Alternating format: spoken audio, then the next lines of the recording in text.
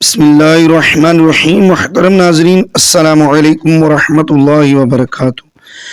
آئیے سماعت کیجیے واقعہ کربلا قسط نمبر 4۔ موضوع ہے کوفیوں کی شرارت، امام مسلم کی شہادت اور امام جنت مقام مکہ سے جاتے ہیں۔ تاریخ اسلام۔ جب اہل کوفہ کو یزید خبیث کی تخت نشینی اور امام رضی اللہ تعالیٰ عنہ سے بیعت طلب کیے جانے اور امام کے مدینہ چھوڑ کر مکے تشریف لے آنے کی خبر پہنچی، فریب دہی اور عیاری کی پرانی روش یاد آئی۔ سلیمان بن صدر خزائی کے مقام پر جمع ہوئے، ہم مشورہ ہو کر عرضی لکھی کہ تشریف لائیے اور ہم کو یزید کے ظلم سے بچائیے۔ 150 عرضیاں جمع ہو جانے پر امام رضی اللہ تعالیٰ عنہ نے تحریر فرمایا کہ اپنے معتمد چچا زاد بھائی مسلم بن عقیل کو بھیجتا ہوں، اگر یہ تمہارا معاملہ ٹھیک دیکھ کر اطلاع دیں گے تو ہم جلد تشریف لائیں گے۔ حضرت مسلم رضی اللہ تعالیٰ عنہ کوفہ پہنچے۔ ادھر کوفیوں نے امام رضی اللہ تعالیٰ عنہ کے ہاتھ پر بیعت کرنے اور امام کو مدد دینے کا وعدہ کیا، بلکہ 18,000 داخل بیعت بھی ہو گئے، اور حضرت مسلم کو یہاں تک باتوں میں لے کر اطمینان دلایا کہ انہوں نے امام کو تشریف لانے کی نسبت لکھا۔ ادھر یزید پلید کو کوفیوں نے خبر دی کہ حسین نے مسلم کو بھیجا ہے۔ کوفہ کے حاکم نعمان بن بشیر رضی اللہ تعالیٰ عنہما ان کے ساتھ نرمی کا رویہ رکھتے ہیں۔ کوفہ کا بھلا منظور ہے تو اپنی طرح کوئی زبردست ظالم بھیج۔ اس نے عبداللہ بن زیاد کو حاکم بنا کر روانہ کیا اور کہا کہ مسلم کو شہید کرے یا کوفہ سے نکال دے۔ جب یہ مردک کوفہ پہنچا تو امام رضی اللہ تعالیٰ عنہ کے ہمراہ 18,000 کی جماعت پائی۔ امیروں کو دھمکانے پر مقرر کیا، کسی کو دھمکی دی، کسی کو لالچ سے توڑا، یہاں تک کہ تھوڑی دیر میں امام مسلم کے پاس صرف 30 آدمی رہ گئے۔ مسلم یہ دیکھ کر مسجد سے باہر نکلے کہ کہیں پناہ لیں۔ جب دروازہ سے باہر آئے، ایک بھی ساتھ نہ تھا۔ انا للہ و انا الیہ راجعون۔ آخر ایک گھر میں پناہ لی۔ ابن زیاد نے یہ خبر پا کر فوج بھیجی۔ جب امام مسلم کو آوازیں پہنچی، تلوار لے کر اٹھے اور ان روبہ منشوں کو مکان سے باہر نکال دیا۔ کچھ دیر بعد پھر جمع ہو کر آئے شیر خدا کا بھتیجا، پھر تیغ بکف اٹھا اور آن کی آن میں ان شغالوں کو پریشان کر دیا۔ کئی بار ایسا ہی ہوا جب ان نامردوں کو اس اکیلے مرد خدا پر کچھ بس نہ چلا، مجبور ہو کر چھتوں پر چڑھ گئے، پتھر اور آگ کے نوکے پھینکنے شروع کیے۔ شیر مظلوم کا تن ان ظالموں کے پتھروں سے خون تھا، مگر وہ تیغ برکف پر حملہ کرتا رہا اور راہ میں جو گھر کھڑے تھے ان پر عقاب عذاب کی طرح لوٹا۔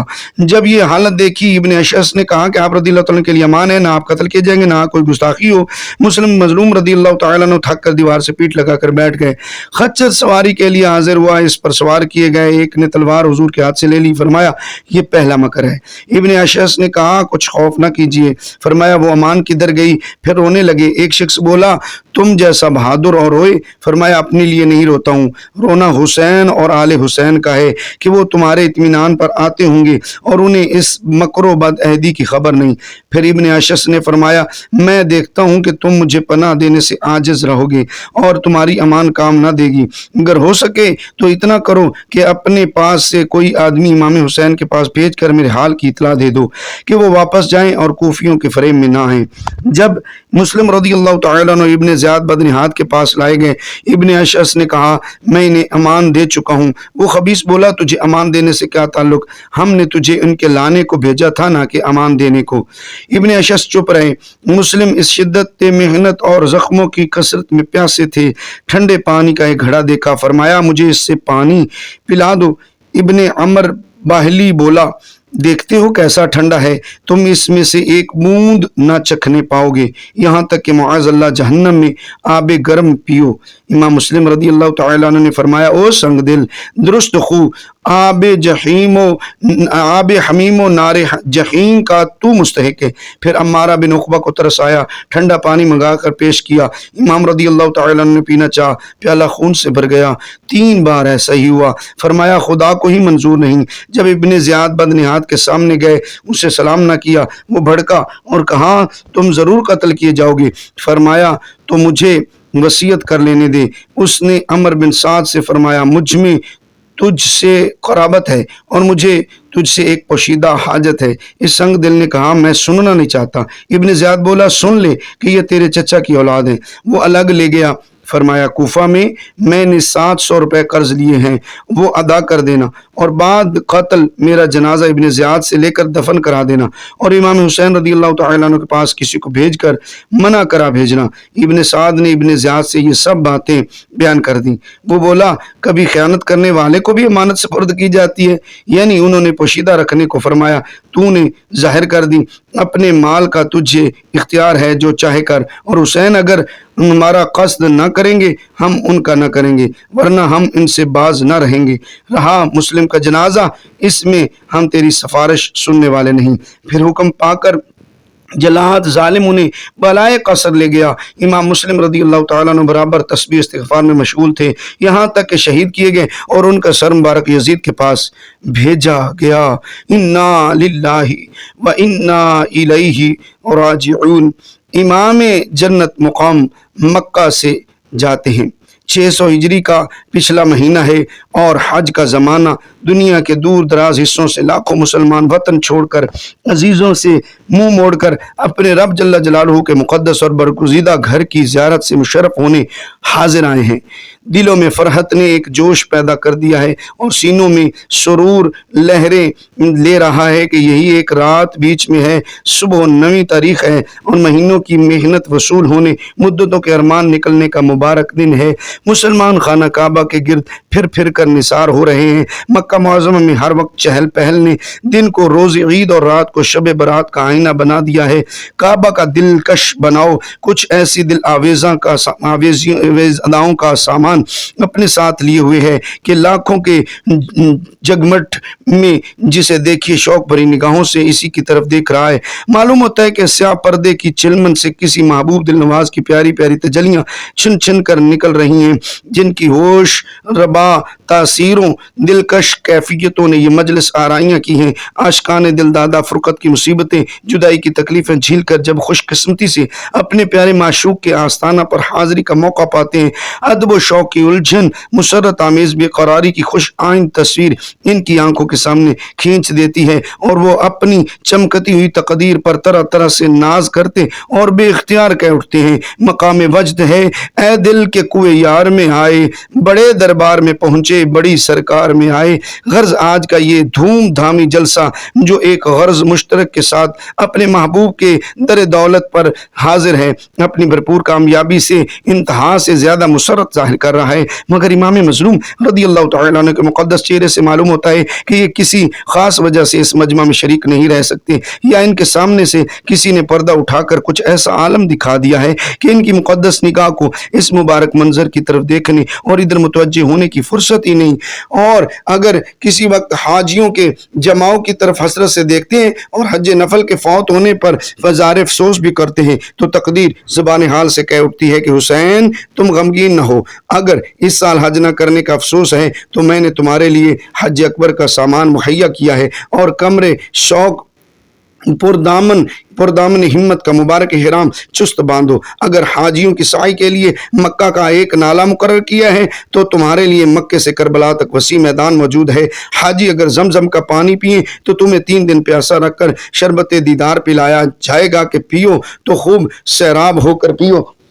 حاجی بقرہ عید کی 10ویں کو مکہ میں جانوروں کی قربانیاں کریں گے تو تم 10ویں محرم کی 10ویں کو کربلا کے میدان میں اپنی گود کے پالوں کو خاک و خون میں تڑپتا دیکھو گے۔ حاجیوں نے مکہ کی راہ میں مال صرف کیا ہے، تم کربلا کے میدان میں اپنی جان اور عمر بھر کی کمائی لٹا دو گے۔ حاجیوں کے لیے مکہ میں تاجروں نے بازار کھولا ہے، تم فرات کے کنارے دوست کی خاطر اپنی دکان کھولو گے۔ یہاں تاجر مال فروخت کرتے ہیں، وہاں تم جان بیچو گے۔ یہاں حاجی خرید و فروخت کو آتے ہیں، تمہاری دکانوں پر تمہارا دوست جلوہ فرمائے گا جو پہلے ہی ارشاد کر چکا ہے، ان اللہ اشتری من المؤمنین انفسهم واموالهم بان لهم الجنہ۔ ترجمہ کنز الایمان، بے شک اللہ تعالی نے مسلمانوں سے ان کے مال اور جان خرید لیے ہیں اس بدلے پر کہ ان کے لیے جنت ہے۔ غرض ان کیفیتوں نے کچھ ایسا از خود رفتہ بنا دیا ہے کہ امام علی مقام رضی اللہ تعالیٰ عنہ نے بقرہ عید کی 8ویں تاریخ کوفے کا قصد فرما لیا۔ جب یہ خبر مشہور ہوئی تو عمر بن عبد الرحمن رضی اللہ تعالیٰ عنہ نے اس ارادے کا خلاف کیا اور جانے سے مانے آئے۔ فرمایا جو ہونی ہے ہو کر رہے گی۔ عبداللہ بن عباس رضی اللہ تعالی عنہ نے نہایت عاجزی سے روکنا چاہا اور عرض کی کچھ دن تحمل فرمائیے اور انتظار کیجیے، اگر کوفی ابن زیاد کو قتل کر دیں اور دشمنوں کو باہر نکال کریں تو جانیے کہ نیک نیتی سے بلاتے ہیں، اور اگر وہ ان پر قابض اور دشمن موجود ہیں ہرگز وہ حضور کو بھلائی کی طرف نہیں بلاتے ہیں، میں اندیشہ کرتا ہوں کہ یہ بلانے والے ہی مقابل آئیں گے۔ فرمایا میں استخارہ کروں گا۔